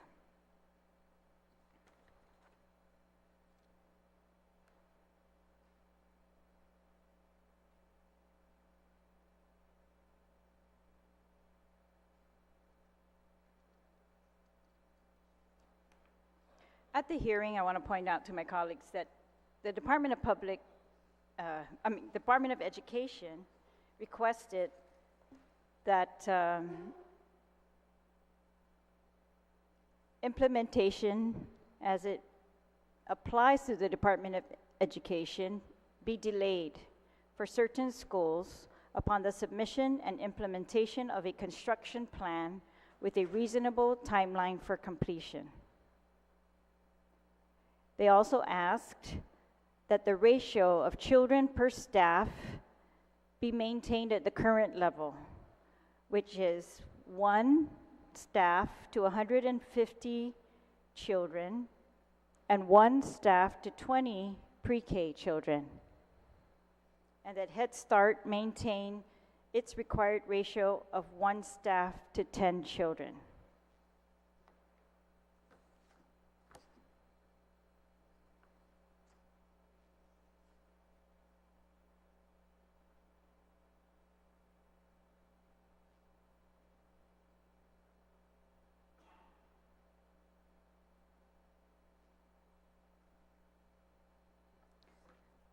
That is a significant difference than the ratios that are actually adopted in these regulations. So I just want to point out to my colleagues that these requests by Department of Education were not incorporated into these rules and regulations. However, the Department of Public Health and Social Services and others at the hearing testified for the need for these rules and regulations, as our playgrounds really are not conforming to any standards at this point, and so that, of course, for the safety of the children. So I'd ask my colleagues to support this bill, Madam Speaker. Thank you, Speaker Chalahi. Anyone on the main motion? Anyone on the main motion? Oh, I'm sorry. Senator Tadegui, you are recognized. Thank you, Madam Speaker. I attended the public hearing, and there were several daycare facilities that were there testifying not in favor of the full entire rules and regulations, but in particular the playground requirements. And it was mentioned, even with 1,200 square feet, like one of the daycares had mentioned, that it would cost them $25,000 to put any kind of matting down, because in the rules and regulations, anytime you have any kind of playground equipment, it's required to have, it's required not to be on cement or anything that's a hard surface, asphalt or cement. It was mentioned too that DOE, in order to retrofit, all the playgrounds that they have, it's going to be very costly. We're talking about millions of dollars in order to comply. So this is, we had at least 4 individuals with different companies coming in there. I think more than that, 4 or 5. I'm not sure, maybe the author of the one who's presenting these rules and regulations can comply, but there were quite a bit. that was not in favor of this legislation. And I look to see that maybe we can make an amendment to the proposed rules and regulations. And I mean, you think about school children, playing on the sidewalk, right, using chalk and, doing hopscotch, and, they're finding a harder service. Basketball, for instance, is the basketball courts are going to require to put these mats on the basketball court. They talked about the statistics of injuries in the mainland, right? A larger demographics. Of course, the number is going to be a lot larger, but it was never mentioned on Guam, major injuries that were happening on the playground. I mean, granted, of course, kids are kids, they'll get hurt. But here in this legislation, or this rules and regulations, nothing was in this. Rules and regulations to help accommodate, especially the daycare facilities, and of course, with DOE. This is going to be very costly for them. I mean, safety is important too as well, but I don't think there was a lot done in these rules and regulations to address the concerns of our daycare facilities, private daycare facilities on the island. And we also know, if you look at the testimony from DOE, nothing was to help accommodate them. But I do have a question, Madam Speaker, to the Madam Speaker Chalahi, if I may. Question, yes, please. Okay, she should yield. In the event this legislation does not pass, on the rules and regulations, because I do realize the AAA, the requirements to have rules and regulations be passed, or it becomes automatically, it defaults automatically becomes law.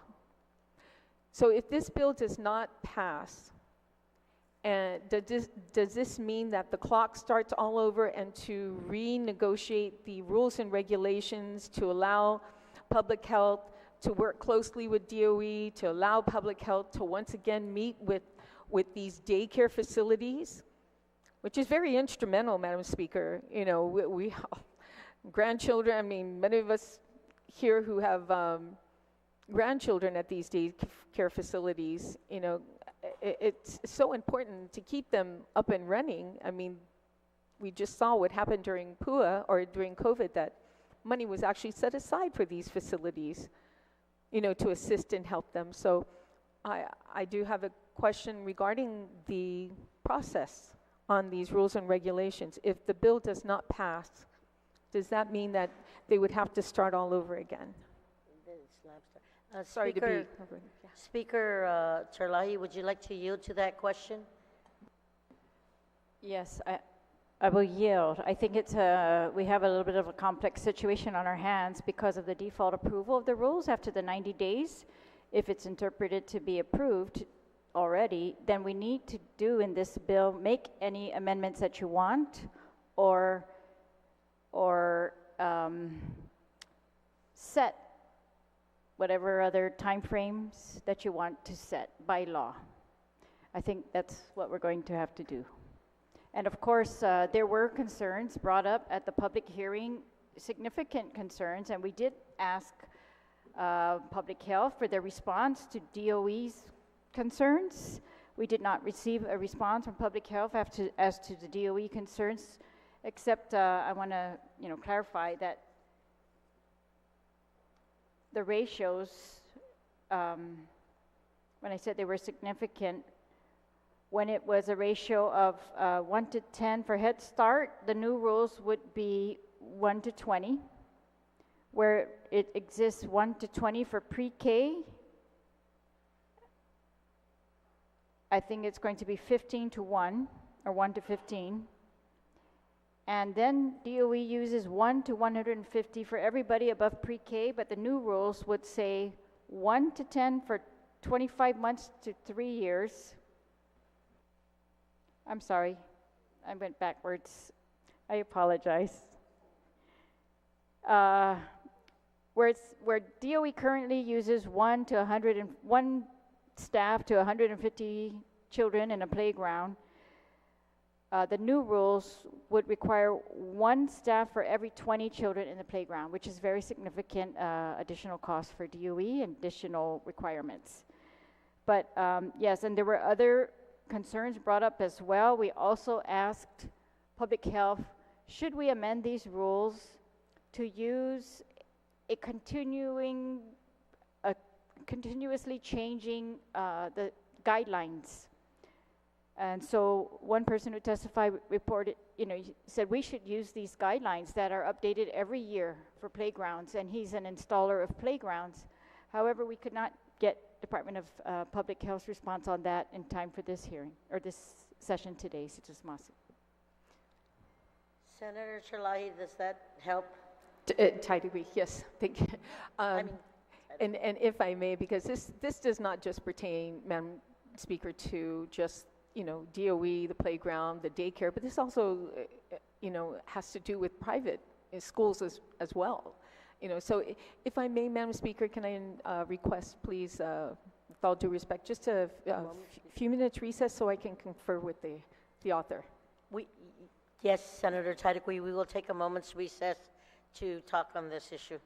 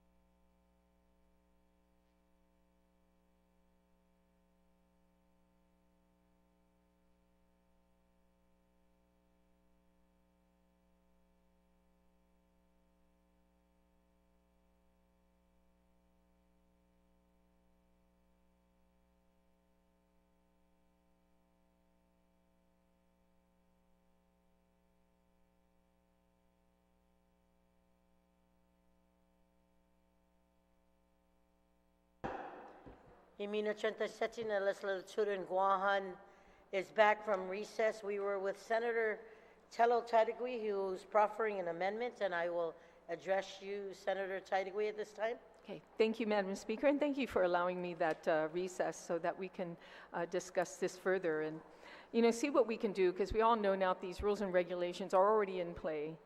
The only way to amend some of these would be, later on doing it in a separate bill, because we know we need the input from stakeholders, both private, public sector.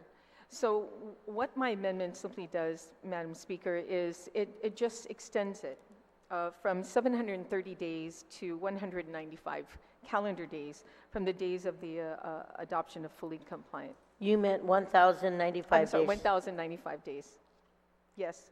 So my amendment is on line 14, page 2, and it's section 426026, effective date, and it simply strikes out 730 days, and in place it's 1,095 calendar days. Madam Speaker, this is basically just adding one more year.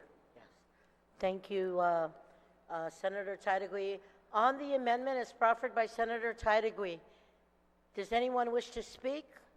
If not, is there any objections? Oh, Senator Brown, I'm sorry, I saw your hand. On the amendment, you may speak. Thank you very much, Madam Speaker. I certainly rise in support of the amendment. I also attended the public hearing. And I recognize the challenges that a lot of these facilities are going to have to go through, from the daycare centers to certainly even our school system, to be able to pay for the upgraded requirements to meet the standards that these regulations are going to impose. Of course, we want our children to be safe, but if you look at a lot of the daycare centers, if you go and look at the outdoor areas where the children play during their break time, a lot of these are commercially bought, play sets that they have, but probably will not be these are things we would buy for our children in our own home, but would not fall into the requirements of these regulations. And so obviously it's going to take time, it's going to take additional cost to address the safety. And then on top of that, after, we've seen the inability of public health to even properly address the inspections of a number of our facilities, including our schools, to ensure that, their cafeteria areas are safe, their classroom areas are safe from mold and all the other concerns that have been raised, to find out that public health has been issuing these sanitary permits year after year after year without inspection of these facilities. And now on top of that, we're putting in these regulations that, of course, everyone's saying, oh, we need these regulations, we need to update, these playground facilities to meet these requirements for safety. And then on top of that, the question is, how effectively is public health going to be able to go in and properly regulate these requirements in these facilities, in these daycare centers, in these schools? That's another big question mark. So I certainly support the additional time, because I am concerned that these regulations went into place with these. I have never been a fan of default to approve. I don't even know why we allow that. We should simply wait until the legislature properly addresses these regulations so these type of issues can be addressed. But to offset the timeline that I think would be necessary, and in addition, realistically, the cost. We'd all love to have those nice playgrounds you see on base that have the nice tent and the rubber flooring that they have, and I'm sure they cost a pretty penny, that most these smaller businesses and these daycare centers are really going to need time. They charge for their services. They're going to have to charge probably a little more to be able to procure, to meet these standards that these regulations require. So I'm certainly supportive of the time extension that would amend the existing regulations that went into place under the default to approve clause. So with that, thank you, Madam Speaker, for the opportunity to comment. Senator Brown. Anyone else on the Tadegui amendment? Senator San Nicolas, you're recognized on the Tadegui amendment. Thank you, Madam Speaker. I just want to, I'm going to rise in support of the amendment. I don't think there's anybody here who loves playgrounds more than me. I love playgrounds. And I also understand that they should be safe and fun. I think when it comes to regulation and having our businesses and everybody comply takes time, takes a lot of money, and I don't want to put undue burden on a business or anybody who has to comply, and giving them additional days to comply is good and just, and I thank the author for it. Thank you, Madam Speaker. You're very welcome, Senator San Nicolas. Anyone else on the Taitagui amendment? If not, Senator Taitagui, would you like to close or call for the vote? Oh, yeah. Are there any objections to the amendment? Seeing or hearing none, motion carries. Anyone else on the main motion? If not, Speaker Terlahi, you may close on the main motion. Thank you very much. I just want to thank my colleagues for the consideration of this and for the extension. I think it's a reasonable accommodation, and hopefully, that we will not have those issues here on Guam where children, I think we are actually having them, and I've seen them myself. I was telling one of my colleagues the first day of school, my daughter, when she was young, kindergarten, fell down from the playground at Emuluhan. The metal bars, those were the old school playgrounds, landed on her head. Now we laugh at all of those things that happened to us and the kids when they were young, but nowadays, the guidelines are different, and they are really enforced nationwide. So, again, public health has done its work to bring us the rules and regulations, so hopefully we give some time for these institutions to implement. And in the interim, we can encourage in any other way or make any other amendments that they find reasonable. And thank you to my colleagues. On the motion, Speaker, to move it to the voting file? Yes, I'd like to add Senator Telo Taitagui, Joanne Brown, who were at the hearing for this bill, and Senator Barnett as co-sponsors. On that motion, are there any objections? Seeing or hearing none, motion carries. I'd like to renew my motion to place the bill into the third reading file, Bill number 93. Thank you. On that motion, are there any objections? Seeing or hearing none, motion carries. It's 10 till. Senator Fisher? Thank you, Speaker. I move to recess until 10 o'clock tomorrow morning. Hold on. We're going to take a moment's recess. Thank you, Senator Fisher. Before we do that, we're going to take a moment's recess.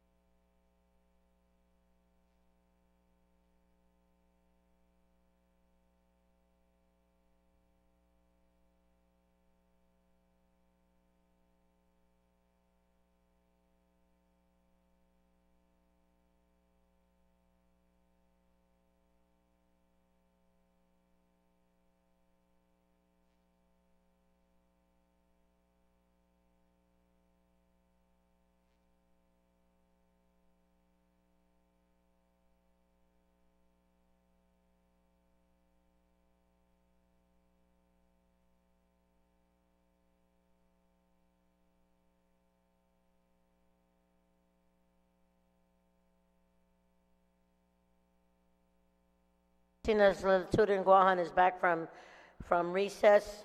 Speaker Terlahi, you still have the floor. She does. I will address you on bill number 144-37 LS. I'm sorry, point of inquiry. I'd made a motion to recess until tomorrow at 10 a.m. It's a non-debatable motion. That's right. I do apologize, Senator Fisher. I will address that at this time. And then if I can, ma'am, I'd like to amend it. I understand some members have to attend funerals in the morning. So could I amend that to 2 o'clock? There's an objection. All those who wish to recess to 2 o'clock in the afternoon, please signify by raising your hand.